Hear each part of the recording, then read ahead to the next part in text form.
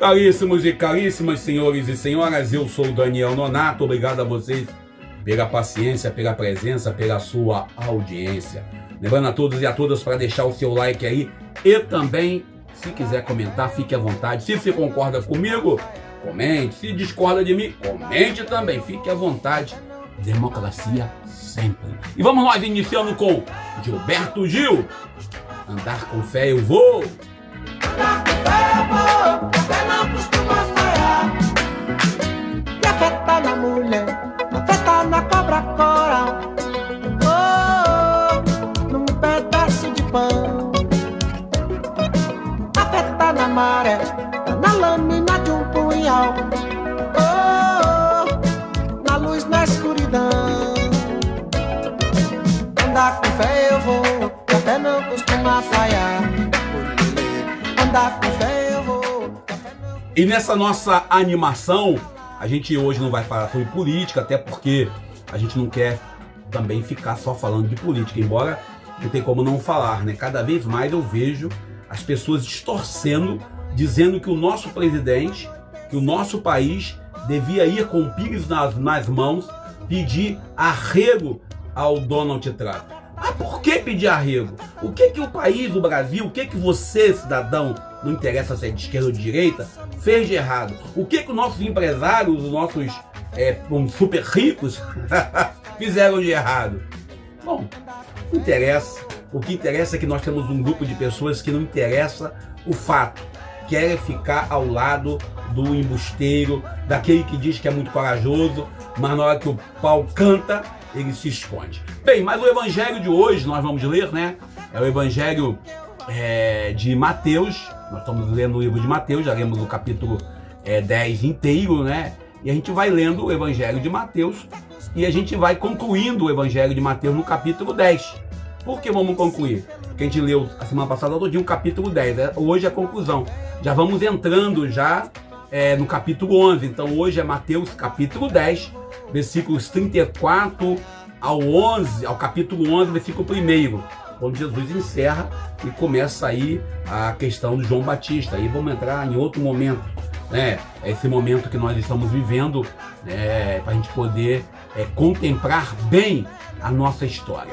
E a gente olha para esse contexto, desse texto de hoje, uma frase forte que iniciamos o evangelho. Primeiro, Jesus falando que veio trazer a espada ao mundo. Ele veio trazer a espada. É assustador você ver uma frase dessa na boca do homem que é chamado o Príncipe da Paz. É assustador a gente ver essa fala sendo colocada na boca de Jesus. Às vezes alguém vai querer justificar essa fala. Inclusive já houve casos de pessoas pegar esse texto e dizer: olha, Jesus mandou comprar a espada, porque ele fala que veio trazer a espada ao mundo. E alguém já tentou fazer uma leitura meio idiota sobre esse texto. E a gente vê claramente, né, que essa frase de Jesus é algo que não cabe em adesivo de carro. Quem vai colocar isso no adesivo de carro? Eu vim trazer a espada ao mundo. Declarar guerra quem está atrás. Também colocar numa camiseta, né? Eu vim trazer a espada ao mundo. Não fica bem. Ou seja, mas Jesus traz uma espada, não é uma espada conforme alguém pensa. É uma espada que fala contra o conformismo e a neutralidade à omissão. A espada que corta a aliança, vamos dizer assim, as alianças com o pecado, as alianças com o que é errado. A lâmina que separa a verdade da aparência, ou seja, a justiça da conveniência. Ou seja, a coisa só é boa quando é meu favor. Jesus não veio selar acordos com os impérios. Ele não veio desmascarar apenas os falsos profetas. Ele veio trazer uma proposta de servo. Não servo dos poderosos, mas servos dos lascados. Como diz o profeta Isaías, né? A obra da justiça será a paz. Isaías capítulo 32, versículo 17. A paz sem justiça é silêncio, é cúmplice da morte. A paz que não tem justiça é a paz do cemitério. Religião que canta amor, que fica às vezes lá com uma espiritualidade voltada, vamos salvar almas, mas se cala diante do ódio, do rancor, do assassinato da juventude negra, é uma religião que não vive o contexto da paz. Essa espada, ela vem provocar uma cisão, inclusive dentro das casas, porque nossas casas, às vezes, tem pessoas que pensam diferente. E às vezes, muitas das vezes, né, o primeiro território onde temos a discussão, onde temos o embate, e também depois da casa é no trabalho, é onde vivemos. O patriarcado que nós vivemos ainda em muitas casas, quando diz o homem foi feito primeiro, o homem manda.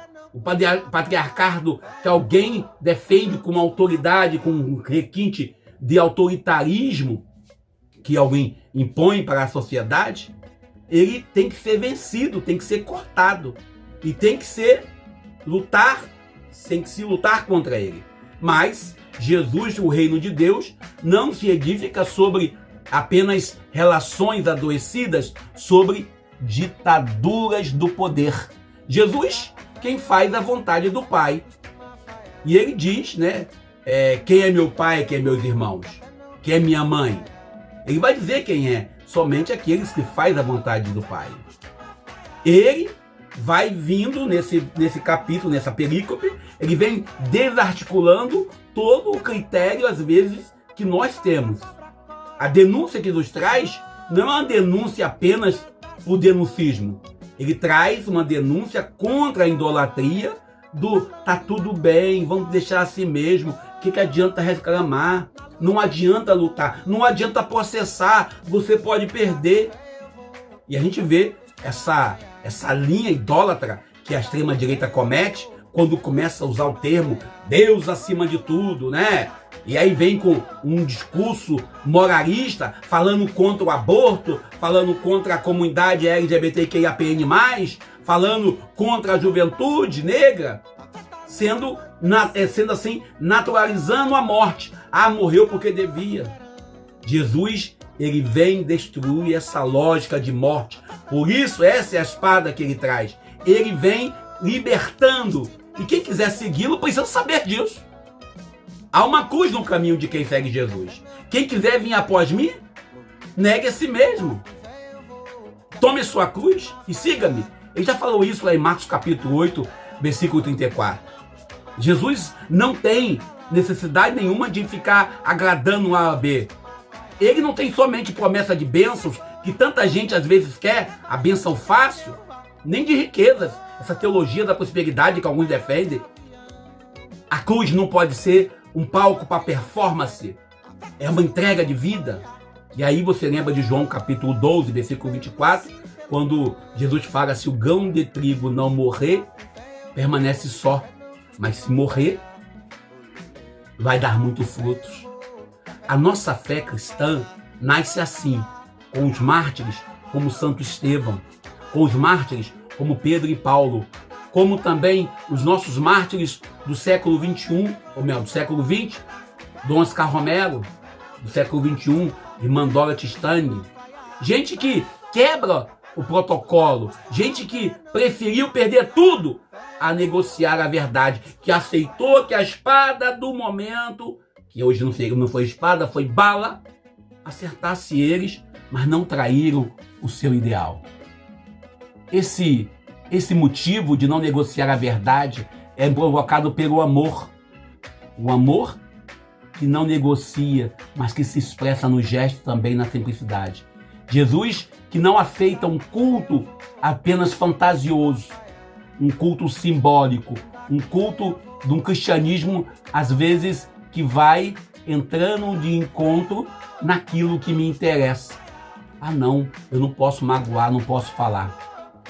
Essa espada que Cristo traz para nós é uma espada que corta o homem velho do homem novo. É uma espada que vem, como diz o outro, comparando a palavra de Deus, a Bíblia, a uma espada, é uma espada que não tem um lado só. Por isso, hoje, quando ele fala em trazer a espada, ele sempre traz para nós uma verdade. Porque o reino de Deus ainda virá. A cruz não será o nosso fim. A última palavra será da vida. E aí, Eu lembro de Paulo, para a gente encerrar.